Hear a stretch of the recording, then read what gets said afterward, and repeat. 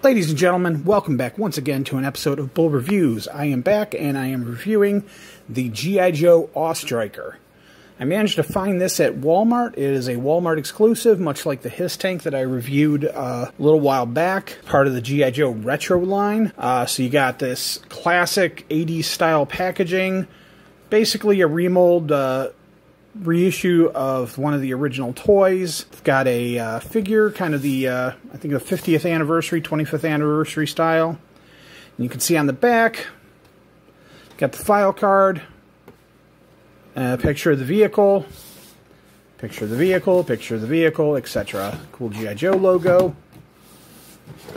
And yeah, this is a nice little vehicle. I never had an Awestriker as a kid. I did have one of the reissues that they did in the early 2000s as part of my old collection before that got lost. So it's kind of neat having another one. I don't quite have the same attachment to this as I do the His Tank.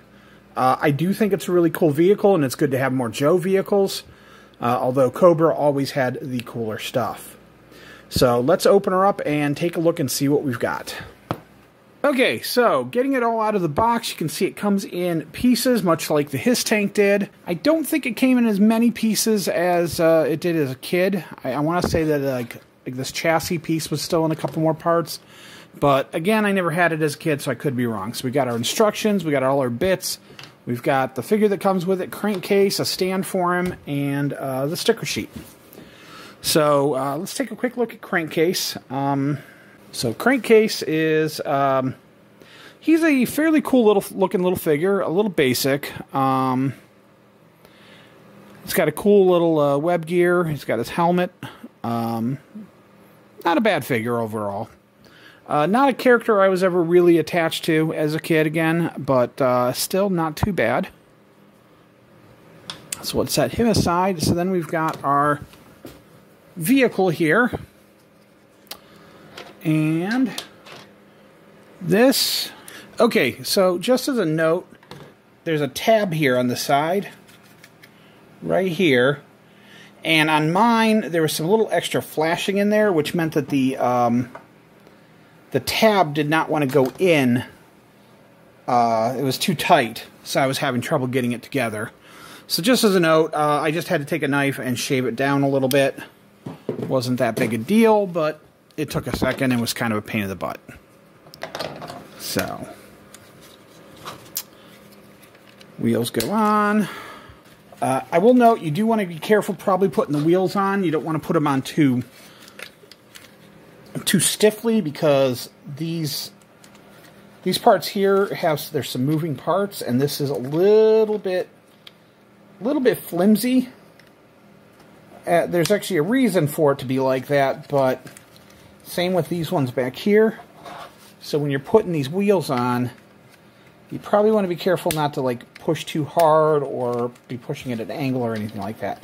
And one of the neat things is the front wheels have a little bit of turn to them, and both wheels have sort of like a suspension to them. So that was always kind of a neat little feature to it. So it's kind of like if you're running it around and there's like rocks or something like that, it'll actually kind of roll over that, which is pretty neat. Okay, this just goes in up here. And again, a lot of this is pretty thin plastic, so you want to be careful not to just, jam stuff together too tightly. And then this has got like a swivel mount and some elevation. I got some antennas, which just go in here and here. And then there's a hose. I'm not going to mess with it at the moment, but it attaches right here. There's a little peg on the side of this front aimer. Basically, this is sort of like, I guess, like a laser designator or something or whatever, so that you can remote operate the turret on the top here. So it connects here and then wraps around and connects to this peg here. You got a steering wheel here. The steering wheel even moves. Crankcase can go into there. So overall, this is a fun little figure. I mean, it's even got little like clear plastic headlights to it. This is a great little vehicle. It's a good addition to the Joe vehicle. It's a little on the small side overall. I mean, it only fits 2 figures, but you compare it to some of the later vehicles, or like that Halo Warthog that I reviewed that is in the same scale. It seems kind of puny compared to them, but it's good for like a fast, rapid strike vehicle. So overall, really good vehicle. Keep an eye out. They've technically been out for a while, but a lot of the stores just didn't have any stock. They were only getting the HISS tanks, but now I'm finding I ran into a Walmart the other day, and there was like 10 of them on the shelf. So hopefully they'll be a little easier to find now. Keep an eye out for them. Great for the retro line if you're a G.I. Joe fan, collecting the retro line, or just an old school fan looking to pick up a few things to supplement your old toys. This is a great buy. So, all right, that'll be it for today. I want to take a quick thank you to my Patreon. Patreon link will be down in the description below, but huge thanks out to all my Patreon members. They're the reason I can do this sort of stuff. Helps me out a lot, especially right now. My financial situation is a little bit tight due to trying to get on disability.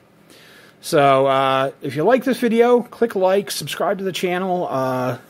I've got a lot more videos that I've done, and I've got a pile of videos to do because I really want to go through a lot of my toy collection and do reviews and stuff. So hopefully we'll have a lot more coming up soon. But in the meantime, take care. Have a good one.